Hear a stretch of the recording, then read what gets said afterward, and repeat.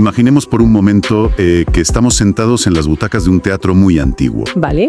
El escenario que tenemos justo delante se está derrumbando, literalmente, a pedazos.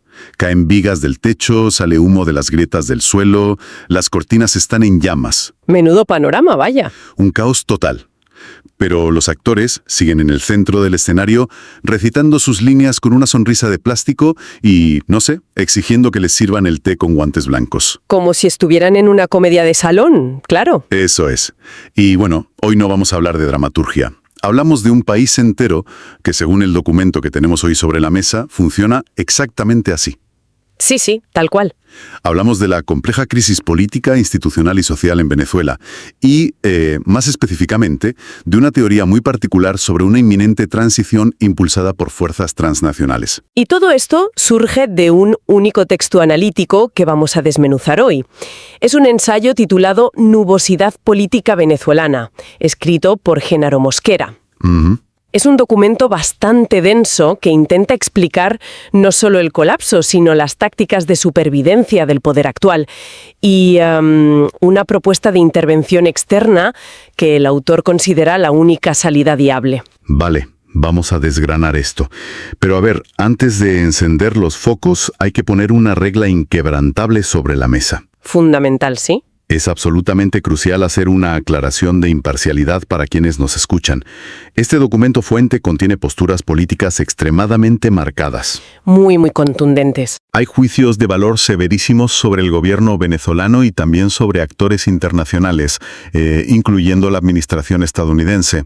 Así que queremos enfatizar de la manera más tajante posible que desde esta mesa de análisis no tomamos partido. Exacto. 0 posicionamientos. No respaldamos, ni justificamos, ni condenamos las posturas políticas que vamos a describir.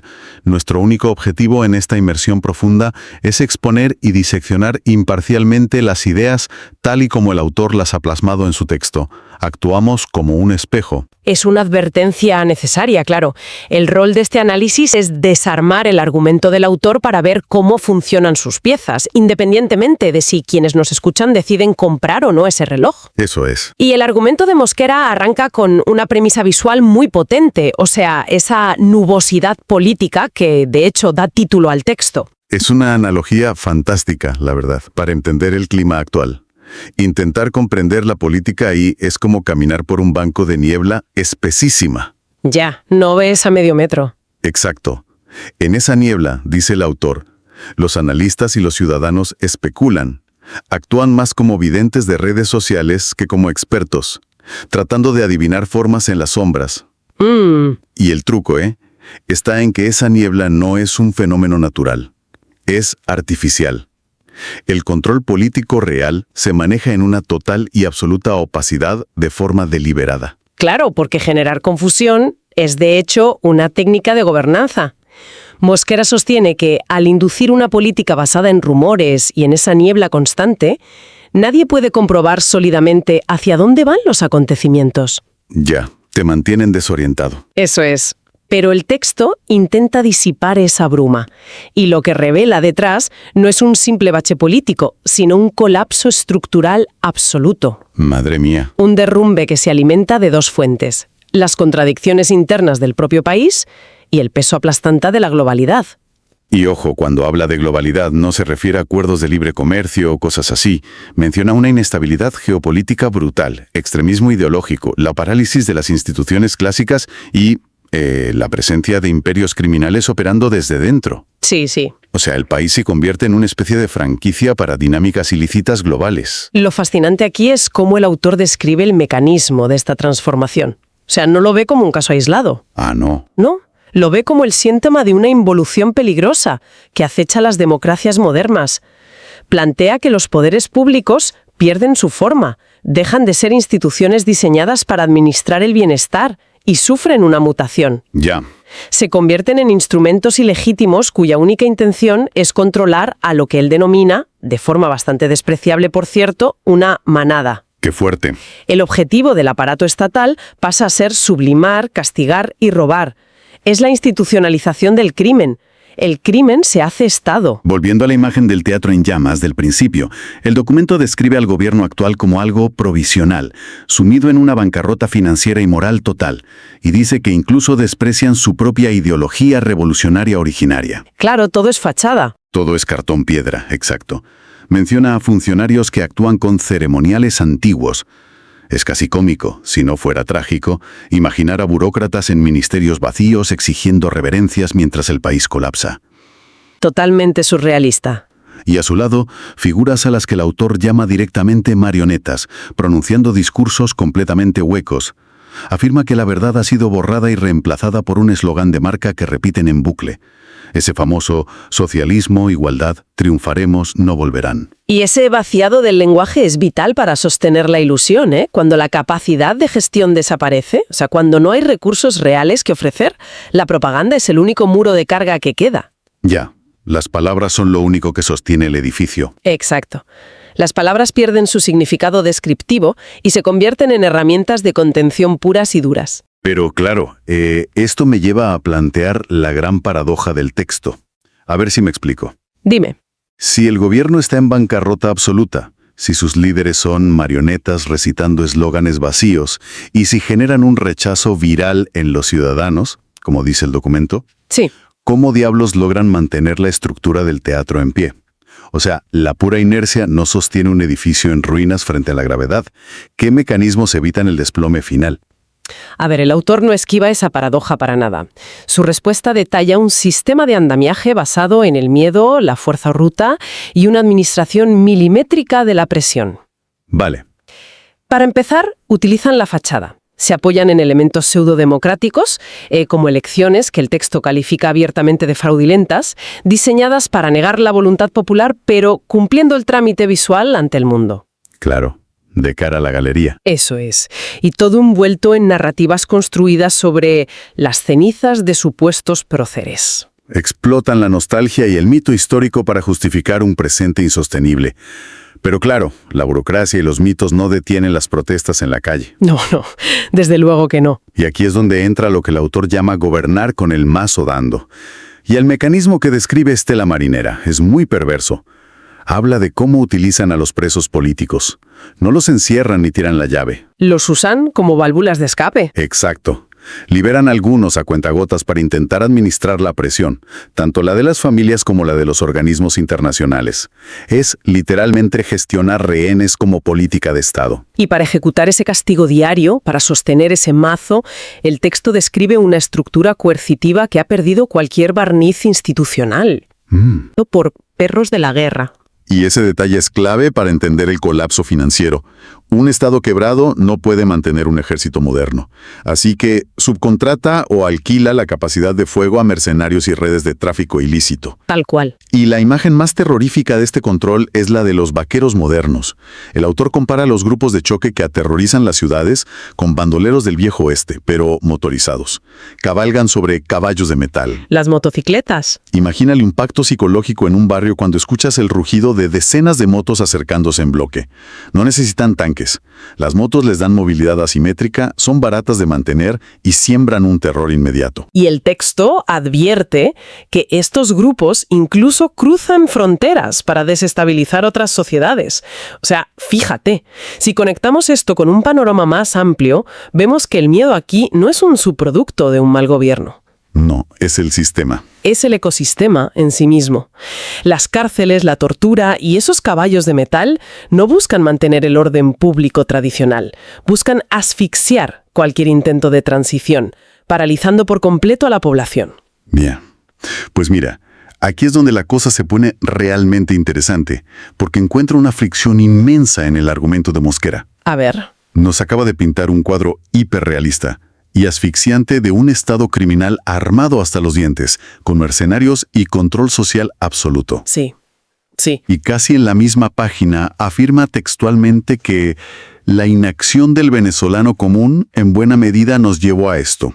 Y perdonad que haga de abogado del diablo, pero ¿no es una contradicción brutal? Desde luego que llama la atención. O sea, ¿cómo puedes culpar a la inacción de un ciudadano de a pie que tiene que enfrentarse a escuadrones de la muerte en motocicletas? ¿Qué se supone que debe hacer un oficinista contra ese nivel de violencia? Es un punto de tensión indudable en el ensayo, claro. El autor parece exigir una resistencia épica a una población que él mismo describe como sometida a un terrorismo de Estado. Es que no tiene sentido. Ya. Pero funcionalmente dentro de su ensayo, este aparente callejón sin salida es la pieza que necesita para justificar su siguiente gran tesis. Ah, vale. Claro. Si asumimos que la población está neutralizada por el terror de los vaqueros y que la estructura interna es inexpugnable desde abajo... La solución tiene que venir de fuera. Exacto.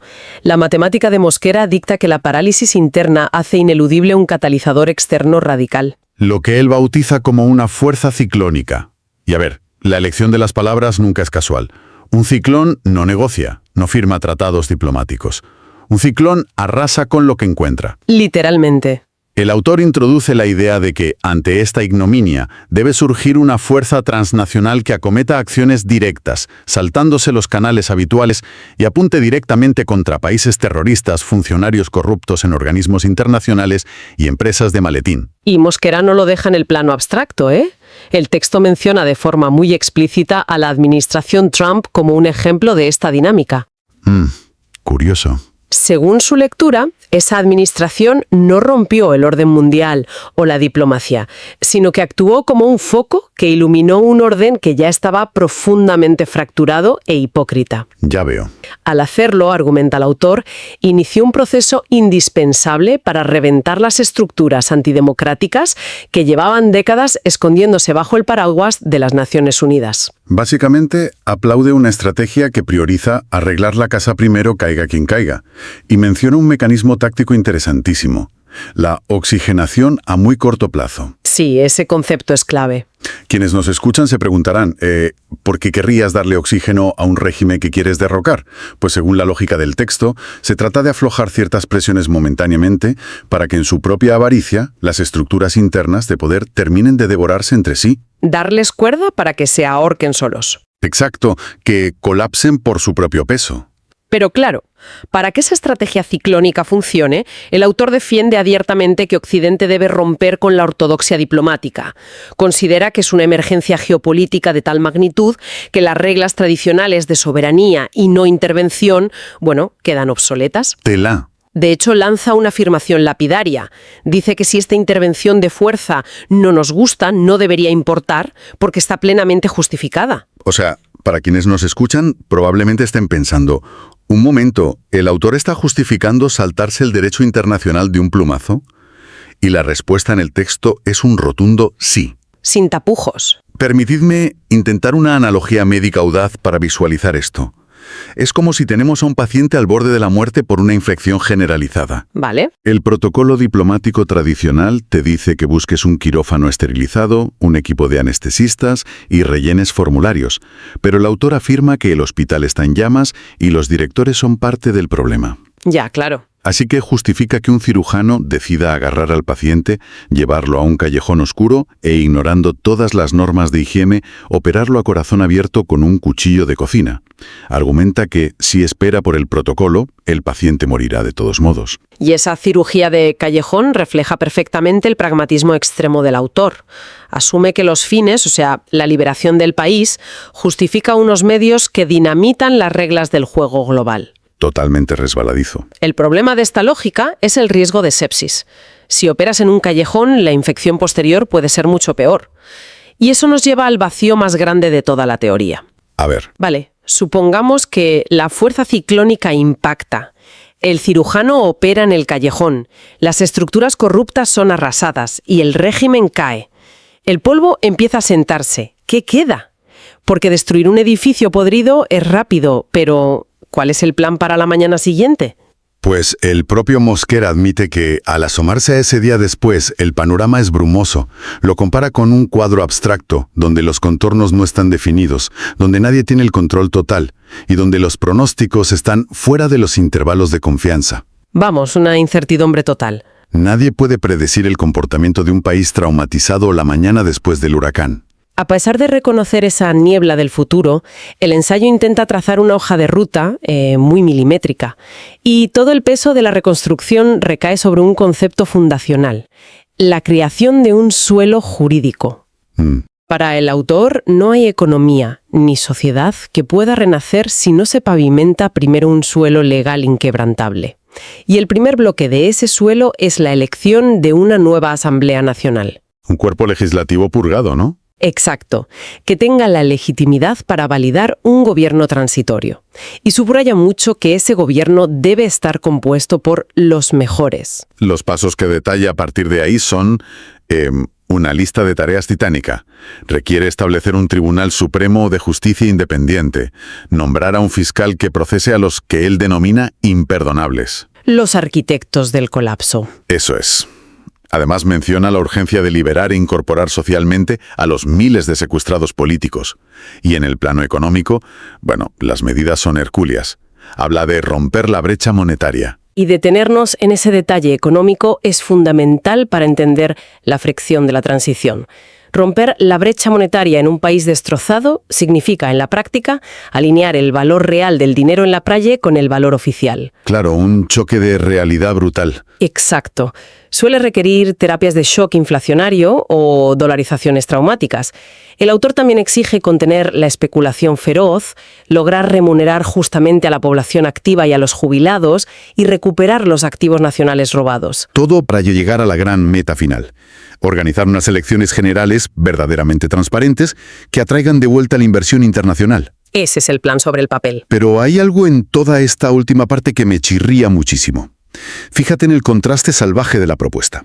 Por un lado, para destruir al régimen, el autor aboga por ignorar la diplomacia y saltarse las leyes internacionales. La cirugía en el callejón. Exacto. Pero luego, como por arte de magia, una vez que el régimen cae, confía ciegamente en una restauración pulcrísima, institucional y legalista. Ya, es una dicotomía importante. Es como intentar construir los cimientos de un rascacielos ultramoderno sobre un terreno que todavía está humeando, siguiendo unos planos que están medio borrados. Justificas explosivos ilegales y luego exiges normativas exquisitas. Es la gran paradoja de su modelo transicional, sin duda. Fía la salvación a métodos al margen del derecho para paradójicamente instaurar el Estado de Derecho perfecto. Y el otro punto ciego masivo está en el capital humano, esa exigencia de que el gobierno transitorio esté formado por los mejores. Ahí voy. Lanzo esta reflexión para quienes nos escuchan. ¿De dónde sacas a esos mejores?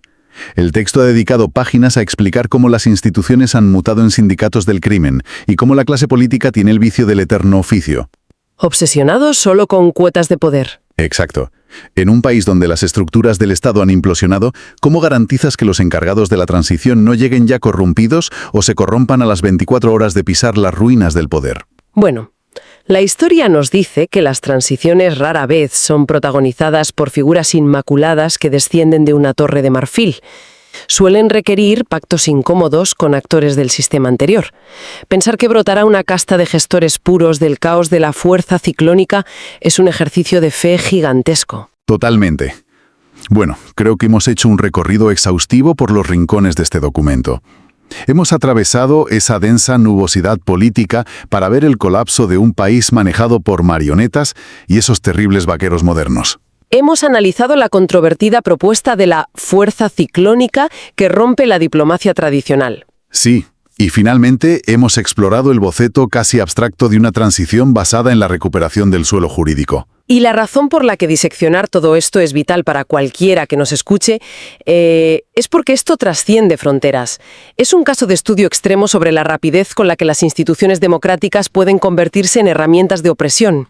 Muestra el límite de la diplomacia tradicional y la enorme vulnerabilidad de la soberanía en un mundo globalizado. Y precisamente sobre la soberanía quiero dejar a la audiencia con un último pensamiento provocador para que le den vueltas.